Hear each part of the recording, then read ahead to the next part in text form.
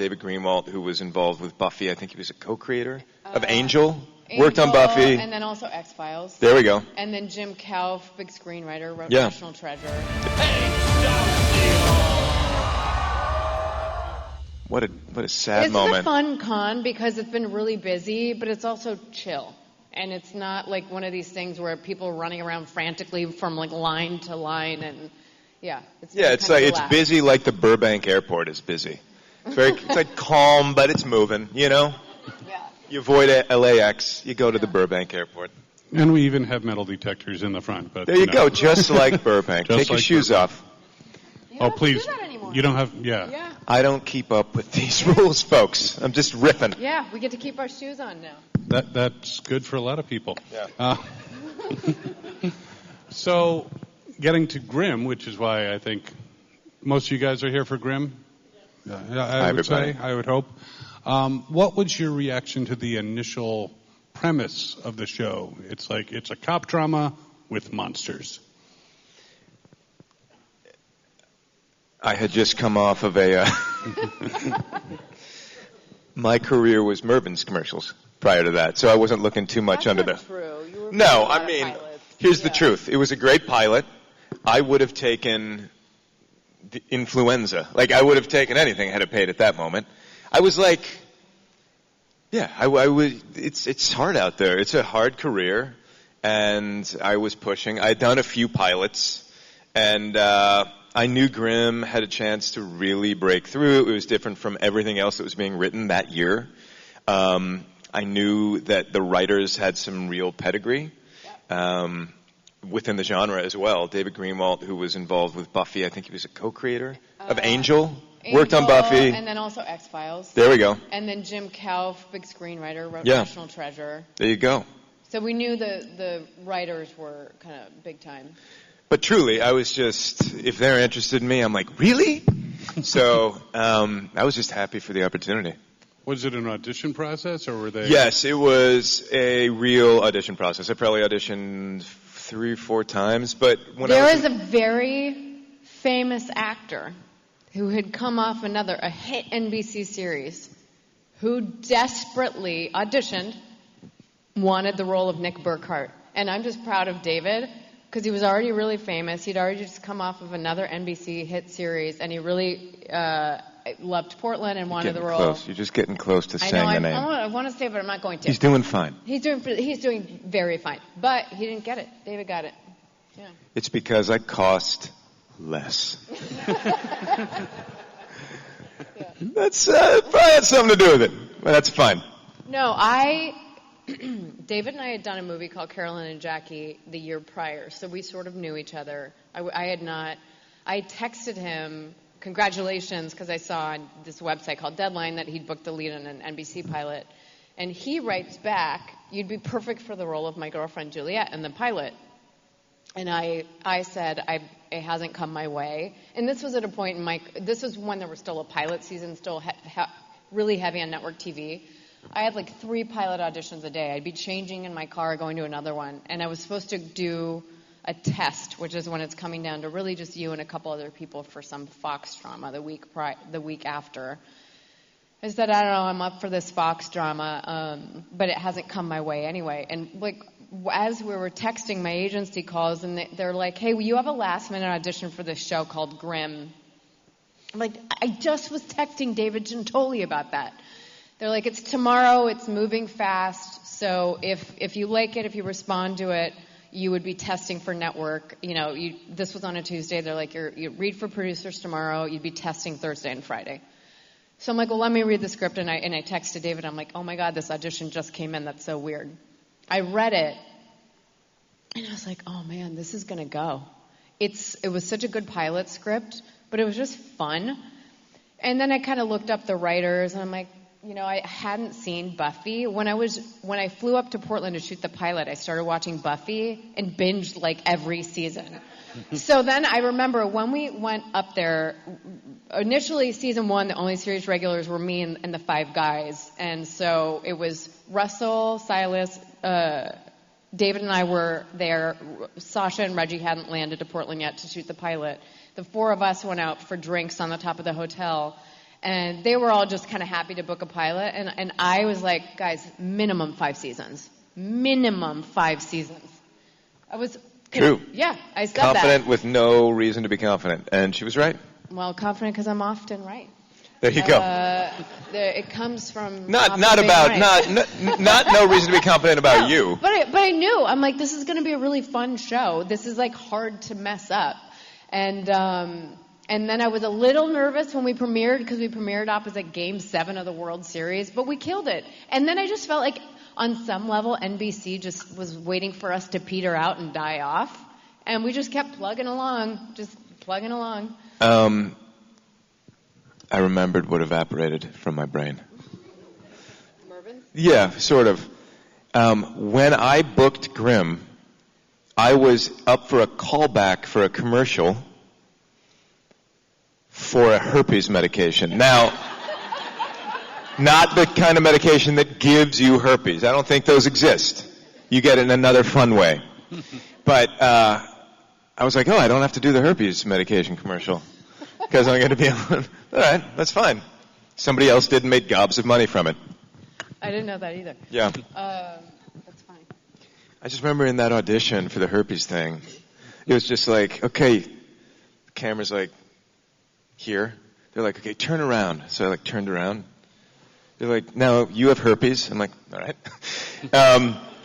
Now kind of, you're outside, kind of look off and just like think like, man, this herpes is like really bothering me. So I was just like, I like was trying to be bothered by herpes in my head. And then I guess I crushed that. And, yeah. But you didn't get it. The herpes? No, I did. But not the commercial itself. Yeah. I'm talking. Very joking nice. around. We're going in all Or kinds am of I? Who directions. knows? I was just going to ask if they made you do a chemistry read together and how that Oh, went. this is very fun. So I had booked the role of Nick, and I got, for the first time, to like sit in and audition with other people for the other roles. And so I think there were about 3 or 4 actresses who they really were interested for Juliet. And you came in, you just crushed. She came in so confidently and clearly had ideas. That helps, but you also just crushed as an actor and were in it. And they wanted you to improvise at the end a little bit. I'm sure you don't remember this because when you're testing, you enter a different headspace. But you're just so fun and alive in a way that really no one else was. And yeah, we were very lucky to get you. And then, 15 years later, I tricked her into still being my wife. So it was the start of something lovely. I'd say the chemistry went really well. So do you not have any recollection? As he said, you were in a different headspace. I mean, I remember chemistry reading. I remember, too, that there was someone they really, really liked for Juliet. That was not me. And when I auditioned that first time for producers before I went to network, I thought I was like, well, I know I did well as an actor, but I did the 2 scenes, and there was a group of like 12 people in the room. This was just the producer session that was the next day after David and I were texting, and I did the 2 scenes. They're online, I think. And they go, thank you. So I was like, yeah. All right. That feels great. Fuck off. No response. So, well, then I go home and I tell my team, I'm like, well, that's not going my way. Thank God we have that Fox one, because I thought I did great, but there was no response.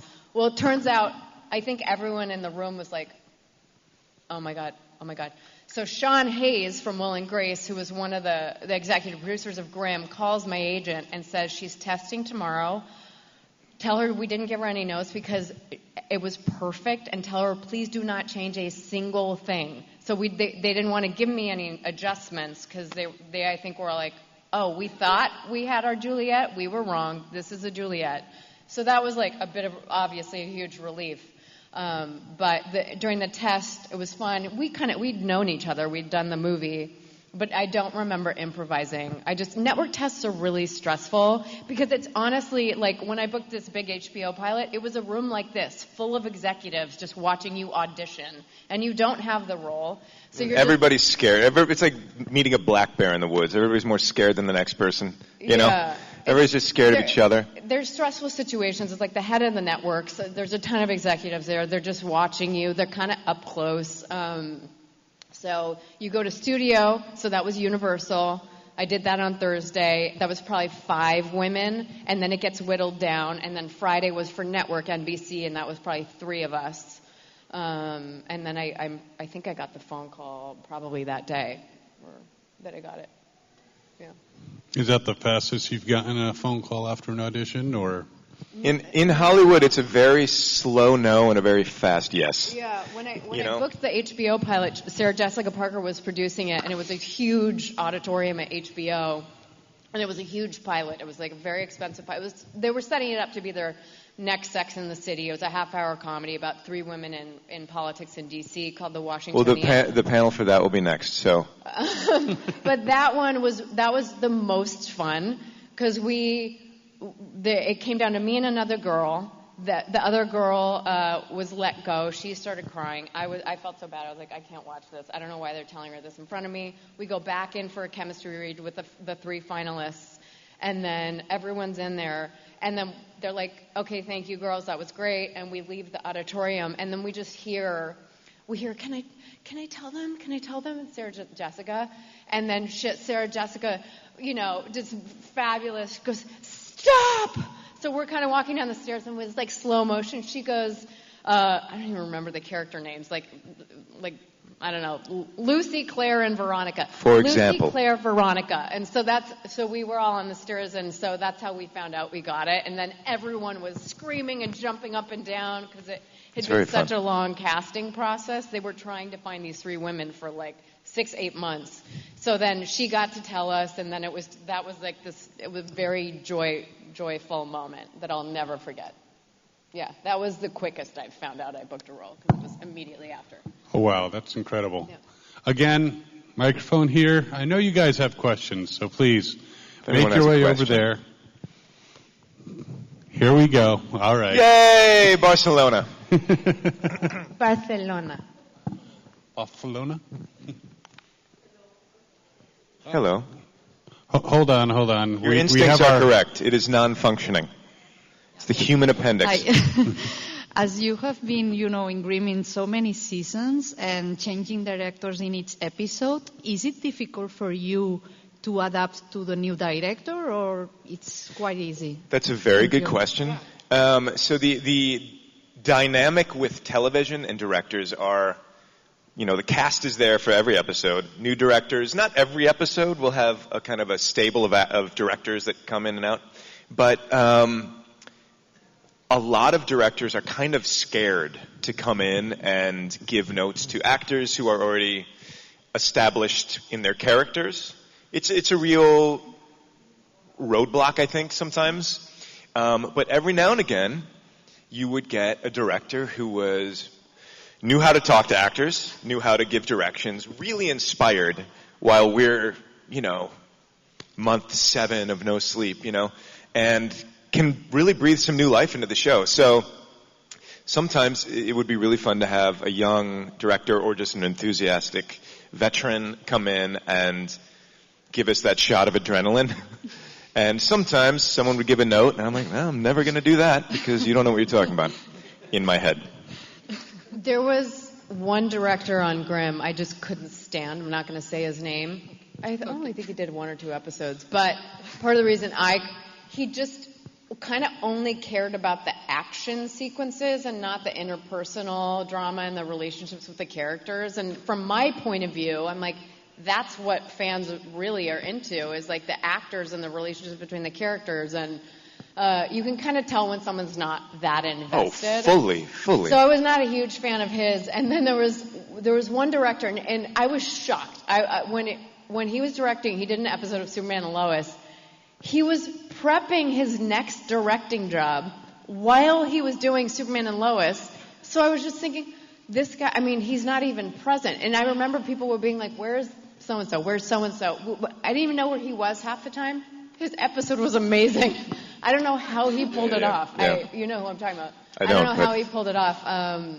But it depends. I think it varies from job to job. I know on Superman and Lois, they were kind of told Bitsie and Tyler know their characters well, so kind of just let them, free ball? Is that a word? Definitely not what you're looking for.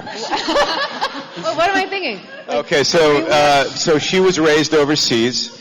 Even you know that is not the phrase. Yeah. So free style. Children can plug their ears. You Free can ball say it in is when a Spanish, man Bitsie. goes without underpants. Free style, free wheel, definitely not. Yeah, I do this all the time. Can I say, she texted my mom. Like on a group chat, she's like, we were on a group chat with my sisters, my mom. She's like, oh yeah, I'm really gonna bust a nut. And I'm like, Bitsie, what were you trying to say in the group chat to my mom? She's like, hurry. I'm like, bust a move? Definitely not. Anyway, so English is a second language. Until David told me that, I can't tell you how many times I have texted someone if I'm running late, like, don't worry, I'm going to bust a nut to get there on time. It's terrible. Okay. I had no idea. Anyhow, so that's where this question led us. Okay. Thanks so much. Gracias. Thank you so much. Wow. That's He let us great. free ball and... Oh. Okay, so my question is more sort of on a personal level, kind of. Totally. So do either of you believe in monsters, demons, and people that can actually see them that others cannot? I do not believe in that. But there's some weird things out there. I will say that people have different energies, and I'll clock things, and I'll be like, well, I don't need to go further with that person in life. Yeah. What about you? When I was raised Catholic, as were you, I was convinced that there was Satan and that he would chase me up if I didn't run fast enough from the basement to the first level of the house, that Satan was chasing me up the stairs.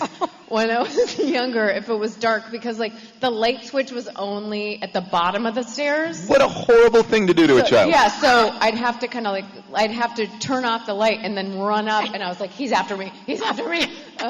You need two. You need the one at the bottom and at the top. At the top, yep. Yeah. It's just for all you folks out there, city planners. Okay, go on. Yeah, but no, I agree with David. I think there's some people you just meet and you just get the heebie-jeebies. That's right? Yep, you crushed that one. There we go. You just saw the most authentic Bitsie Tulloch moment with that free ball thing. Great. Yeah. Very nice. Wonderful Thank you. question. Thank you. Come on up, sir. Okay. I have a question that's kind of a two-parter. Yes, sir. Number one, for both of you guys, what was your favorite episode to film? And also, for Elizabeth, I wanted to know, was it hard for you when you became estranged to play that role, or was it fun? Like when you became a Hexen Beast. Like when Eve or when Juliet became a Hexen Beast? I guess when she became a Hexen Beast, because it was initial, like... Oh my God, no, I had so much fun. I was begging. By the end of season 1, I called the showrunners and I was like, can we make her more active? Because I'm very much not a passive person, and I felt like the character was really passive, and so I wanted something to happen to her. So the Hexen Beast turn was just fun.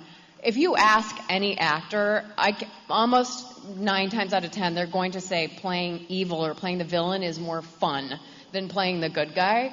The Eve thing I didn't see coming. I don't think they saw it coming. That was a fun twist, because then I felt like I really got to play 3 different characters on the same TV show. Juliet, Hexen Beast Juliet, and then Eve. Can I answer the... Yeah. The most fun. So I don't know where you are, sir. There you are. Shooting Grimm, it was fun, but it was a slog. we would be like, okay, is it sundown yet? We'll start our 12-hour day. And 17-hour day. Sometimes. Yeah. So the episode I had the most fun filming was sort of this freebie episode we were allowed to do, season 6, because we kind of earned some creative license. It was called, I think, Love Struck. And the entire cast got to go to this historical hotel outside of Portland, Oregon, in Hood River, and all fall in love with each different characters. It was so fun. I think I was a Rosalie boy. What's not to love, truly? I think I was in love with you, and Monroe was in love with me, and it was then so fun. Hank was in love with himself in the mirror, which perfect was funny. Casting, by the way. I don't remember who else was in love with everyone else, but that was a very fun one, and it was also just exciting. We stayed, and also we were dating by then, so we just stayed in the hotel overnight. We didn't Naughty. What was I going to say? I really loved shooting La Llorona because I had been asking, and this was one of the coolest things, and because I asked on Superman and Lois, I'm like, is there any chance, because Lois Lane grew up overseas, can she speak Spanish? It never happened. But our writers really leaned into, like, Sasha speaks French and some Russian, or maybe switch that. Silas speaks a little bit of German, I guess. Reggie speaks Tagalog. He's Filipino. I spoke Spanish. And so anybody who could speak another language, they would incorporate that. And they did, they kind of wrote an episode for Reggie. And La Llorona was sort of Juliet's chance to shine and speak Spanish. So you enjoyed that? Yeah, I had a lot of fun speaking it. But also, I was told the La Llorona. And if I'm not home by dark, La Llorona is going to get you. I grew up in South America and Spain when I was younger, so that was just a really fun episode. It was just before the air tag existed. Parents would say, like, spirits would get you or something, just to get you home. Yeah. It's funny that you enjoyed La Llorona, because that was an awful experience for me. Did you have to go in the water? Oh, I had to go in. I'm not going to say that, but I just had to go into, like, a lake from like 2 a.m. to 7 a.m. No, a river. Like, I don't know. A river. They found, this is terrible. They found, no, it's just awful. Listen. If you don't, I will. Sometime there was a body in the river at the same time with us. It was very sad. Yeah. The whole thing stunk. It was a terrible night for everybody. The body even more, I would imagine. But, yeah, terrible. Wasn't it that you... Baby, I don't want to, like, joke about a deceased moment. No, I don't either, but I think you'd been filming in the river. Yes, it was right there. They came, some, it was like, scary. Actual police came up, and they were like, well, there's a... Yeah, about yeah. it. Yeah. I'm like, oh, my God. So that stunk. Yeah. For everybody. I'm trying to think. The pilot was... But I'm glad you had fun, Bitsie. I want to give David some props, because that was not an easy show to film. That was a lot of night shoots. Portland's cold and extremely rainy. And David didn't even have a day off until like halfway through season 3. And we were shooting 22 episodes a season, so this is almost 10 months straight of filming. My DNA, I should have been 6'1", but because of Grimm, I stopped at 5'10". No, it was intense. And we were just talking on the Superman and Lois panel about what it's like to be a number one on a call sheet. And I always say I learned a lot watching David, because you worked hours that now I think are forbidden. Like, now there's like a limit of camera shooting hours. At least it was for Warner Brothers on our show and all of the Warner Brothers shows. That you could only have like a 14-hour camera day or 13 and a half. And I was just thinking, man, we shot longer than that on Grimm. And then you didn't even have a day off, and you never complained. Midwest. Thank you for saying that, though. Yeah.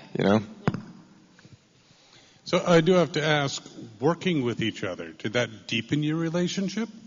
Oh, yeah. I mean, I don't think we would have ended up together had I not had, ample time getting to know you, and so many layers of the onion kind of come out, and you get to see all these different versions of you, and I respected you more and more the more I got to know you as an actor, as a person. I know that I wouldn't have had a shot with her unless she was forced to be next to me for a long time, because proximity is the greatest aphrodisiac, I would imagine. Captivity also. So, yeah. Also, people always ask, like, was it love at first sight? Like, no, not at all. We had done the movie together, but we didn't start dating until at least season 3. He had a girlfriend, I had a boyfriend. We were into, we liked each other, and we had a good working relationship and good chemistry on screen. But it took a while. And then even when we were dating, there was some trepidation about, what we shouldn't date. We shouldn't really go there unless this is going to be serious, because the executives once it's out of the station, guys, there's no stopping that train. Yeah. I remember taking him around Portland because I was still in a relationship, and he had broken up with his girlfriend, and basically it was like styling you for other dates with women that you were going on. That's right. And then she accidentally styled me into someone she was attracted to. So to your significant others, just go limp, let them fashion you into whatever they need you to be. It works both sides of the aisle. Very nice, very nice. Before you were talking, to kind of switch gears, because I don't like to get too personal with people. I mean, if you want to get personal, it's really up to you guys. But you were talking about directors. Yes, sir. And you've been doing a bit of directing yourself. Did you direct episodes of Grimm? I did of Grimm. I tried to do more, but I did do that of Grimm. I got to direct her in Superman and Lois, and that was a thrilling and wonderful time for me. And again, if you want a relationship to last, respect the person. You're not always going to like the person. I'm sure you dislike me much of the time. But I just respect the hell out of her, and in one way is as an actor. And I got to direct her, and I was horrified because I'm so nervous. I didn't want to screw up a really lovely show. But it was really a pleasure to get to watch you work and make me look so good. And you even got to appear uncredited on the show as, oddly enough, her son. So if you want another hurdle in the bedroom, play your wife's son in a television show. Just one more hurdle. No, that was very funny. They said, do you want to do this? David had directed, and then the showrunners, my showrunner from Superman and Lois, Todd Helbing and Brent Fletchers, were big fans of his, and they called me first, and they're like, is there any chance David would do a cameo in the series finale as one of the sons grown up? And I was like, I don't know if his team will let him. He's a series regular, a series lead, I don't know, but I'm sure David himself would like to, especially because he's so grateful for the opportunity. Do you remember what I said to you? What? In the middle of a scene? Oh yeah, no, I was like, never do that again. The first time I'm sitting down at the table, and the boys kind of transform into the grown-ups, and then he leans down and whispers in my ear. We're rolling, by the way. Hi, Mommy. And I was like, it's so disgusting, so mouthy. Yeah, and I was so grossed out that we had been blocking. So when you're blocking, they say, okay, then you stand up and you hug and you talk, and this is where Lois is going to stand, and this is the older Jonathan and Jordan and Clark Kent. And he had been standing next to me, and I was like, nope, switch him with the other one. I can't stand next to David after that because it was too ick for me. Yeah, it was pretty ick. It was pretty great, though. Awesome. We have another question here. Sure. Yeah, a question you may or may not be able to answer. Okay? Why? I love the show, first of all. Okay? It was great. But one thing that always confused me about it, why, when you became a Hexen Beast, did Nick was totally disgusted by it, and then you fell for Adelaide? Oh, let's not even, we're not looking for logic. No. Once we start pulling at that thread, the whole sweater comes undone. If you could tell me, what was the writers thinking? What were the writers thinking? I don't know. I think they were, yeah, they were just trying to, sometimes you roll a 6, sometimes you roll a 3. I think I don't think the fans necessarily love that turn, understandably. But who knows what they were thinking. They were probably just trying to change things up. To make the show more interesting. Yeah. Also, to Bitsie's credit, the reason they would write her as a Hexen Beast and then Eve is because they kind of saw that she had some range as an actor. And so writers try to write to people's abilities. So maybe that was one of the reasons they just went on a total tangent. I also know that Bree Turner had just been pregnant and they'd had to hide her pregnancy for The Rosalie. person who plays Rosalie. And then Claire Coffey got pregnant, and they're like, oh, Person who played are we Adeline. going to hide it again, or do we just write the pregnancy in, and they end up writing it yeah, in? that's so right. That was part of it, too, was them just being like, we don't want to, like, hide her behind the, the Spice Drop counter. Another and then, close-up on and then, Claire's face. Rosalie goes to her aunt's, and then it's just photos of, like, Bree's kind of bloated face, on the phone, She'll love that you said that. But no, yeah. No, she knows. Pregnancy face. Pregnancy face. We don't know. Okay, thank you. Who knows? Thank you, sir. Thank you. There we are. have another one. Hello. So I was just curious. So there are a lot of VFX in the show. So I'm curious, when you were shooting stuff, how much did you know about what you were looking at to react to? And then once you saw it afterwards, how many times were you surprised by what you saw compared to what you thought you saw? That's a really good question. I will tell you, I really never knew. And I don't think... One of the things I learned as an actor after I would see an episode air is, well, maybe I didn't need to know. It was effective. I looked bewildered. I probably was. But it was pretty much always a surprise. One episode in particular, it was called, I want to say, The Rat King. Mm-hmm. It was a giant rat the size of like a city building. And we were it was like a Scooby-Doo episode, like reacting to nothing. And I was embarrassed. I had my friend visiting from St. Louis, Missouri. He's like, can I come to set? I'm like, not today. Reacting to a giant rat. But it turned out really well. So I was really nice. So you never know. It's a trust fall. And luckily we have some professionals who make it look pretty nice. I remember sometimes it would be, they're like, what I'm reacting to is like a pink Post-it note. And they're like, that's the giant scary bee or whatever. Yeah. And it's a little pink Post-it note for eyeline, So you really have to use your imagination. And there's not going to be like a ticker at the bottom when it airs. Like, this was only a Post-it note that Bitsie was. You have to sell it because that's you. Anyway. But I want to give props to, we also were probably one of the last shows that used a ton of prosthetics for the Vesson. And Barney Berman, who'd been nominated for an Oscar already, was our prosthetic guy. And so the creatures, part of what was so great is that, these poor actors were sitting through 6 hours of prosthetic makeup, and it takes almost as long to take it off without ripping your skin off. But for us, we didn't have time. So when Juliet was a Hexen Beast, they had this just down pat. Makeup would run in, and they would put little green dots all over my face, like neon or yellow dots on my face. I would morph. I would do the thing, the whatever, and then they would, when she was Juliet again and she'd kind of demorph, they would run back and take the dots off without even messing up my makeup. So it was really seamless. The only time I went through prosthetics, and I was so excited to do it because I'm like, this is it. It was like season 6, episode 11 or something. It was awful. I am not a good bored person. I can stand about a minute of boredom.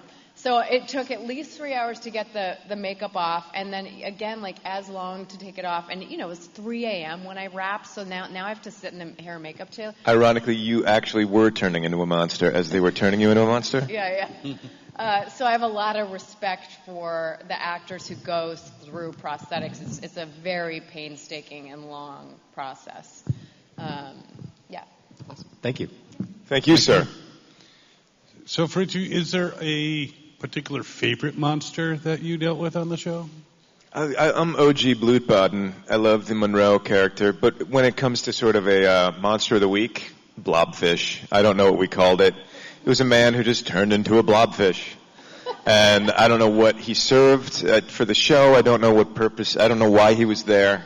I know it happened, and I know I appreciated it. There's a blobfish. You guys know photos of the blobfish, right? He's frowning. There's no musculature. I don't think it has any bones in its body. What is it? Is it even a thing? I'm particularly fond of the ice beavers because I liked any of the Vesson that were sort of the sweet, funny ones. And they were the beavers. And Danny Bruno, who we lovingly referred to in the scripts as Butt Crack Bud, the refrigerator repairman. He was initially there early on as just a co-star, and I remember calling Jim and David and being like, there's this actor, he was the refrigerator repairman. I'm like, you guys got to bring him back. Because, he's like nervous, he sees Grimm, he's like, I'm like, this actor was so great, and he's just, you need the comedic elements of the show. He crushed, we brought him back for like 30 episodes. Great. He ended up being one of the major recurring stars of the show, but he was an ice beaver, so I would go with ice beavers. Yeah, the cute, the ugly, we love them all. Very nice, very nice. Now, I do want to get away from Grimm for a moment, because you guys have worked on a number of other projects. Is there a particular project that you've worked on that you feel should have gotten a lot more love? I have no idea. I feel adequately loved. Thank you. I mean, I don't know what the status is, but Grimm ended 8 years ago, and as of probably a year ago, there were rumors of them trying to do a reboot because it's still so popular. And I remember when I was shooting this finale for Superman and Lois, one of the CW execs came up to me and they said, we're streaming Grimm now, and it just skyrocketed to be our #1 streamer. I said, I didn't know that, but now it makes sense because I had been doing a lot of Comic-Cons just with Tyler Hoechlin, who plays Superman on Superman and Lois. And I was coming home to David. I'm like, hey, all of a sudden I'm just signing way more Grimm stuff and doing way more photo ops for Grimm than I had been, a couple years prior. And I'm like, I don't get it. I don't know why. And then when she said that, I'm like, that's why. And so, and I guess Peacock is trying to, or I don't know. Yeah, someone's getting money to write scripts. Yeah. That's all I know. I hope it happens. Very nice. Any projects coming up that you can discuss? Well, David's on a show right now. I have a movie coming out called Nichols that comes out in January, and I recently finished filming a movie called The Pirate King, which was really fun with Billy Lord and Jordana Brewster, Rob Riggle, Matt Barr. That was a great experience. And then David, in addition to directing now, is on one of ABC's new hit shows called High Potential. Yeah. It's a fun show, guys, and I finally saw it after I was in it. Like, this is a good one. This is a good show. Yeah, thank you. Well, that is my awesome. agent's spouse. Nice. Yeah. Connections. Well, guys, it has been awesome. Thank you so much for spending this time with us. I just want to tell you guys, thank you so much for being here. And also, we're taking off around 4, so we're going back to our tables now till about 4. But after that, they're cutting us off. So if you want autographs or selfies, now would be a good time. Guys, you're the best. Again. Thank you so much. Give them a big round of applause, please. Thank you. Thank you, guys.